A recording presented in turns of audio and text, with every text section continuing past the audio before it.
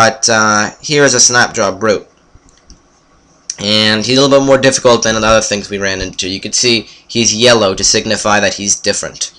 So, let's try to show off some of our various abilities. First off, I'll go over our potent magic ability. It's technically not magic, but I call it magic because I don't know why. So, our potent ability, we can use once, and then we have to wait a while to use it again. It is Discharge. This is what I chose as our, to kind of be our potent ability. So, it's actually very powerful at this point in the game, but later on it becomes less powerful. At least, though, we can use it now to a lot of, to a good effect. Laze is our other ability, and Laze, if I can gain some distance, cannot. Laze allows you to shoot at enemies far away, like if the Snapjaw was right here, I could shoot at it. I could also shoot at it next to me, but it doesn't serve as good of a purpose that way. Ooh, this guy is strong. So, we're going to show off a little bit of the combat potential of Domination. So, we only had 5 HP, we killed him anyways, but let's possess him and make him take off all of his clothes. That's what is always a good thing to do with one's enemies. Possess them and make them take their clothes. Oh! This is good, because we have a terrible piece of armor on, which is why we're getting such an incredible beating. Now we immediately got a studded leather armor, which is probably what we should be going for at this point in the game. So, guys, notice I do try to laze these Snapjaws before they get to us. I'm just going to be picking up stuff like black robes, any weapon essentially. Some weapons I won't pick up, like a two-handed bronze sword or whatever, but if they're light, I'm going to pick them up because they can be good trading thingamajigs to get really nice stuff from Tam or the other various traders in this game. So we're going to be talking a little more on what makes something worth picking up later, like this bronze two-handed. Nope, not going to pick it up. This I'll pick up. So we're just walking and walking, exploring the dungeon a bit. There are a few more enemies that we're going to run into that are very much worth going over. Here's a beaded bracelet. Those are worth an excessive amount of drams, 30, something like that, 30 something. Though they can be worth a different amount depending on something that I shouldn't be going over yet. So, right now I'm using Laze a lot more than the regular combat attack because this weapon isn't so good. And Laze is very good at piercing defense. So these stronger guys who actually have a defense that I can't pierce through, I could use Laze on to guarantee a few hits. So, we've pretty much explored this entire area, and we still have yet to run into the bat. Bats are very similar to Snapjaws. They're a little bit more filling. But besides that, they're just a slightly more powerful Snapjaw, I guess. Willowy. Willowy is one of the many bonuses that can be attributed to weapons and armor and stuff. If something says Willowy before the name, it means that it weighs significantly less than it would if it didn't say Willowy. So willowy things tend to always be good to get. There's also slender items, and this is a warrior. Slender items also weigh less, but not to the same degree that willowy items do. So one could say willowy is just a superior version to slender. Though if you're lucky, you'll get something that has both of those. So let's just press the wrong buttons by accident and then kill that guy. And pretty soon we should be getting full from all this. So we're just getting a bunch of other things. Willowy. Wow, we're getting a lot of willowy. Willowy things tend to be a little bit more rare than this. I'm surprised. So we're just going to run into a huge amount of these guys. Guys, notice Discharge slowly builds up charges. That's part of the gimmick of it. So you can have one charge, two charges, but it does all the charges at once. So generally, in terms of turn-based combat like this, it's better to hold off until it's built up all the charges and you can do them all in one turn. So we're just gonna... This guy, can we even kill him before? Nope. I mean, yeah, we can, but... So we got a total of 6 hit points. That's very good. And a bunch of other things. So let's just pick some of this stuff up that we like. And I didn't even see really what this stuff is. Okay. Ooh, one thing. You guys may be noticing the vision's a little bit off. What's going on with this? If I do it a few more times, now our guy's great. We can't see anything at all.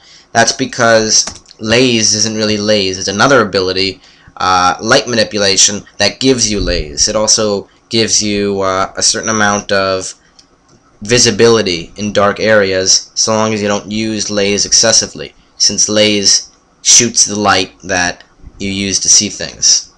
Not the best way to explain it, but whatever. That's why we have these torches.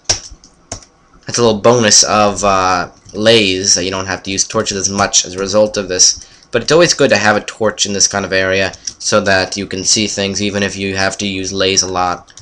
Which you do against certain enemies that are a little bit stronger to things that aren't Laze, and not stronger to things that are Laze. Whatever. So we're just going to snipe this guy. Yep, these guys are pretty weak. So get that, and we got our first buckler. Bucklers can be equipped to your arms or hands. So let's just do that. Equip it to our arm. And let's buy our first skill. There are just absolute tons of skills. We'll go over some of that later, but this is kind of an attempt here, where you can see, to organize all these abilities into little category things like heavy weapons, blah blah. We're going to want to go into shields, and we're going to get our first shield upgrade. Now we're able to block attacks. Very good ability.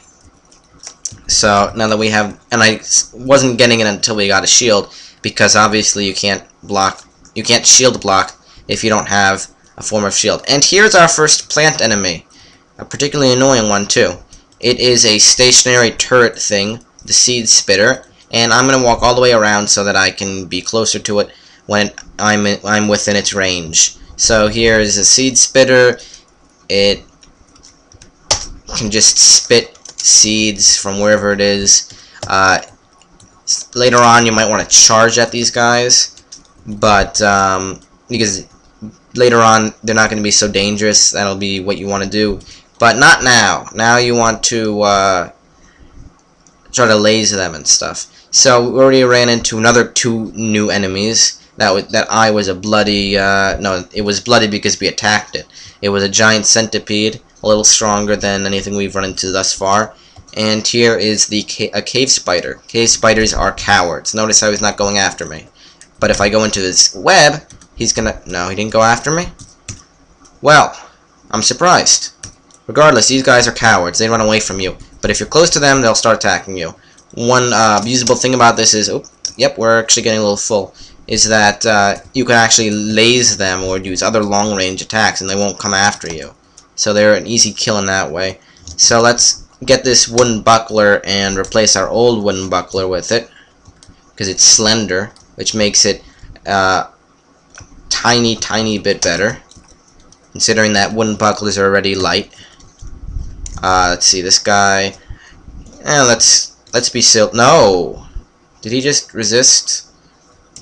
He just resisted. He just resisted domination. Ah, jerk. So, you know what? Actually, while I'm thinking about it, let's increase our ego a bit. Ego is a nice ability for mutants. We're a mutant. You don't have to be a mutant in this game, but the game is so much more fun with mutants. So, I always go for that kind of character. Just gonna pick up a bunch of the more things. And I don't think we ran into an iron battle axe or anything like that. Or I think it's iron axe. I don't know why I said battle axe. I'd like to get one. I really would, because we are using an axe wielding character. Because that's how the setup is. So if we're using an axe, we're going to be slightly better off than if we're using a longsword. So let's see, what is this? This is a star apple. That is another form of food, and those tend to come from a completely different source than seed spinning plants. Let's just kill this guy, and I think I just killed a jilted lever without explaining it. Aren't I doing a great job? And these dread roots that are very fun. Let's get scared by it. Come on, dread root, come on. Okay, not worth it. Dread roots scare your guy and make him run around like an idiot, like that, and also do that to enemies. Particularly dangerous in some situations where you are low on HP and they just suddenly make you run around like an idiot and get hit a bunch of times, or take passive damage from something. So it's a good idea to kill them, especially if they're in passages you're going to take multiple times if you need to go in and out of somewhere, so they just don't slow you down when you have to go back through. They don't give too much experience, though. So speaking of experience, look at this experience. We're getting pretty close to a level. So, just getting a bunch more trade goods from these guys, and hoping that I run into another jilted lover. This will be the last time that I hope to run into a jilted lover. After this, I will want to avoid them as much as possible. They are a very annoying enemy, and I went into a web without having to go into it. Jilted lover! Ah! Accidentally showed off one of their abilities. You guys may have seen right over here, it said, grabbed by a jilted lover, and it says here too, grabbed by the jilted lover. These are really stupid plants that like to grab onto you and let really strong enemies that were chasing you while you were going into a corridor with a jilted lover to hit you and kill you. In other words, they grab you and make you easy kill things. So, luckily we have jilted lover repellent. Our Laze happens to be just strong enough to kill jilted lovers most of the time in one attack. Now we're free to run around. Ooh, a young ivory. This is this young ivory thing. Let's look at the young ivory. Let's just pick up all this, even though I want to drop the bark armor is really heavy and isn't worth selling. This is a young ivory. Young ivories are obnoxious things that appear out of nowhere and attack you for some damage, or enemies for some damage, which it just did in that case. So, whoa. So, yeah, they only have one use of hit, but they can hit you for a lot, and if you're already weakened from something else, they can just surprise kill you. You can find jilted lovers by pressing the S button to search, but chances are really low. I was actually very lucky in the bad audio version of this Let's Play, in that I found one on the first search. Doubt that'll ever happen again. Not going to try to do it again. So let's just take care of these guys, and there are tons of them. Let's be a little strategic, fight one at a time, and we got